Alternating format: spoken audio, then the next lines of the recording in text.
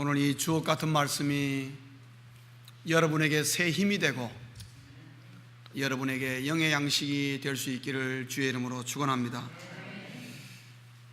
제가 신학교 공부할 때에 우리와 함께하는 신학교 전도사님 가운데에 참 건강하신 전도사님이 계셨습니다.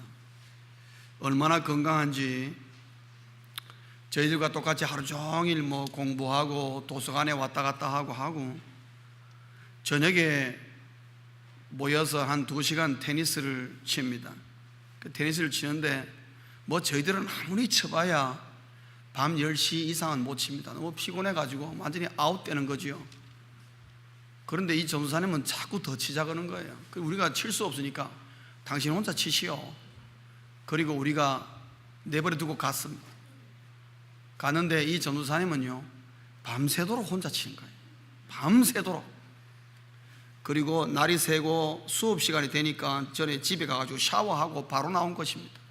우리가 물었어요. 간밤에 뭐 했냐니까 혼자 벽을 상대로 밤새도록 테니스 쳤다는 거죠. 그리고 또 하루 종일 공부합니다. 그리고 저녁에 또 테니스 치러 가자 그래요. 그래서 당신은 피곤하지도 않냐니까 괜찮대. 그리고 저녁에 우리가 와서 우리도 역시 10시까지밖에 시험 못하고 너무 피곤하니까 우리 집에 가야 되겠다. 2시간만 더 치자는 거예요. 그래가지고 밤새 한숨도 안 잤는데 공부 다 하고 밤에 12시까지 치고 집에 돌아가는 그런 전도사님이 계셨어요. 그때 돌아가면서 하는 말이 뭐라 그러냐면 이제 조금 피곤하네 그렇게 얘기를 하더라고요. 왜 그렇게 하루씩 안 자도 되냐 그러니까 힘이 남아 돌아서 하루 정도 안 자고 지나가는 거는 그래야 그 다음날 잠이 잘 온다는 거죠. 매일 자면은 자기는 밤에 잠이 안 온대요. 너무 힘이 남아 돌아서. 그럼에도 불구하고 이틀 지나면은 자기도 자야 됩니다. 별 수 없이 자야 돼요. 정말 저는 그렇게 건강한 전도사님을 제가 지금까지 본 적이 없습니다. 그러나 한계가 분명한 사람의 힘이라는 거지요. 여러분이나 저나 우리가 다 힘이 있습니다만 한계가 분명합니다. 여러분 모르겠습니다. 하룻밤 안 자고 그 다음날 하루 종일 또 일하시고 저녁에 또 운동하시고 밤 12시에 집에 가서 피곤하다 그러고 한숨 자고 그런 분 계시는지 모르겠는데 제 생각에는 어중간하면 없으리라 생각됩니다. 저녁에 가면 다 파김치가 돼버려야죠. 사람의 힘이라는 것은 한계가 분명합니다. 그렇기 때문에 그 말은 무슨 말인가 하면은 지친다는 거죠. 사람은 근본적으로 열심히 일하고 열심히 노동하면은 다 몸이 피곤하고 지치게 되어 있습니다. 그게 정상적인 것이고 힘의 한계입니다. 그래서 잠을 자는 것입니다. 왜? 잠자는 동안에 우리 육신이 회복되어서 그 다음날 아침에 다시 새로운 에너지로 또 일하러 가고 그렇게 되는 것이죠. 그것이 반복 아니겠습니까? 오늘 여러분 우리가 읽은 이사야 40장 31절에 말하는 이 새 힘이라는 것은 우리가 일상적으로 자고 일어나서 아침에 또 새로운 에너지가 가는 그런 의미의 새 힘만을 포함하고 있는 것이 아니라는 것이죠. 그보다 훨씬 더 포괄적이고 훨씬 범위가 넓고 깊은 하나님의 포괄적인 힘의 의미가 담겨 있는 것입니다. 영적인 의미도 있고요 심정적인 의미도 있는 것입니다. 여러분, 사람이 아무리 건강하고 힘이 많아도 마음이 괴롭고 힘들면요 그 힘을 제대로 못 씁니다. 그렇죠? 쉬 피곤해지는 것입니다. 더군다나 영이 좋지 못하면 건강하지 못하면 육신도 지장을 받는 것입니다. 그렇기 때문에 새 힘이라는 의미는 전인격적인 새로운 그 에너지를 공급받아야 된다는 것이죠. 그럼 이 전인격적으로 받을 수 있는 이 새 힘은 내 아내가 줄 수 있는 것도 아니고 어느 자식이 무슨 어떤 많은 물질이 줄 수 있는 것이 아니고 오직 우리를 만드신 하나님으로부터만 공급될 수 있는 에너지, 새 힘이라는 말이죠. 전인격적인 새 힘. 그런 힘을 오늘 31절은 의미하고 있습니다. 그런데 오늘 본문 보면은 이 새 힘을 어떻게 얻느냐 정확하게 나와 있습니다. 오직 여호와를 앙망하는 자에게 새 힘을 얻는다 그랬습니다. 사랑하는 성도님 여러분, 하나님을 앙망하라 하는 것입니다. 하나님을 앙망하는 자에게는 무엇을 얻는다고요? 새 힘을 얻는다 그랬습니다. 사랑하는 성도님 여러분, 하나님이 우리에게 새 힘을 주시는 것은 너무나 간단합니다. 전혀 복잡하지 않습니다. 한마디로 하나님을 앙망하라, 하나님을 바라보라, 그런 뜻이죠. 그러나 우리가 그냥 바라봄이라고 말하기에는 앙망이라는 단어가 훨씬 더 강한 의미가 담겨 있습니다. 앙망의 모습이 어떨까? 하나님을 앙망한다는 그 앙망의 모습이 어떤 의미일까? 제가 생각할 때는 아마 이런 의미인 것 같습니다. 제가 어릴 때 저희 어머님이 그냥 시장 바닥에서 그냥 사온 누렁이가 있었습니다. 그런데 이 누렁이의 이름을 저희들이 부침개라고 지었습니다. 이름이 부침개라고. 왜 그러냐면 이 친구가 이상하게 뭐 족보도 없고 뭐 그렇게 똑똑하지도 않아요. 왜냐하면은 자기가 눈 곳을 자기가 잡수니까 뭐 별로. 그래서 야, 넌 어쩔 수 없구나. 족보가 없는 무족보인데 말 그대로 삼복도의 보신탄용입니다. 그런데 이 친구가 뭐 하나가 특징이 나면요, 저희 집에서 어머님이 부침개를 부치잖아요. 어디 있다가도 뛰어와가지고 부엌 앞에 딱 앉아가지고 있습니다. 뭐 어디 갔어, 어디 있는지 모르는데 야, 부침개 어디 갔냐 그러면 안 나오다가도 이게 부엌에서 부침개 하면 부침개 냄새 나잖아요. 기름 냄새 딱 나면 어디 있다가 나타나가지고 부엌 앞에 딱 있습니다. 부엌 안으로는 못 들어갑니다. 왜 못 들어가냐면 들어오면 우리 어머님이 빗자루 가지고 그냥 말 그대로 다리 몽둥이가 부러지도 맞으니까 이게 들어오지는 못하고, 들어오고 싶지만은 들어오지는 못하고 누굴 기다리느냐? 저를 기다립니다. 그래서 저가 부엌에 들어가서 이제 부침개 하나 가지고 나오면은 그때부터 저를 따라와서 제가 어디를 가든지 따라옵니다. 따라와서 제가 앉아서 마룻바닥에 먹거나 그러면은 그때부터 이 부침개는 딱 내 앞에 가장 가까운 곳에 앞에 앉아가지고, 개 앉아있는 모습 아시죠? 딱 앉아가지고 꼬리 흔들면서 혀를 왔다 갔다 하면서 눈동자는 오직 저만을 바라보고 있습니다. 저에게 온 시선이 집중됐습니다. 그때만큼은 다른 데서 누가 불러도 대답도 안 합니다. 딱 부침개만 바라보고 그거 하나 어떻게 떨어지지 않을까? 그때 그 바라보는 눈빛이요, 얼마나 불쌍하고 애처로운지. 하나만 주세요. 그저 말은 안 해도 그 눈빛만 보면 당장에 알 수 있어요. 아마도 그런 눈빛이 앙망의 눈빛이 아니겠나, 이제 그런 생각이 드는 것이. 그러니까 하나님께서도 우리를 보실 때에 뭐만 보면 아시겠습니까?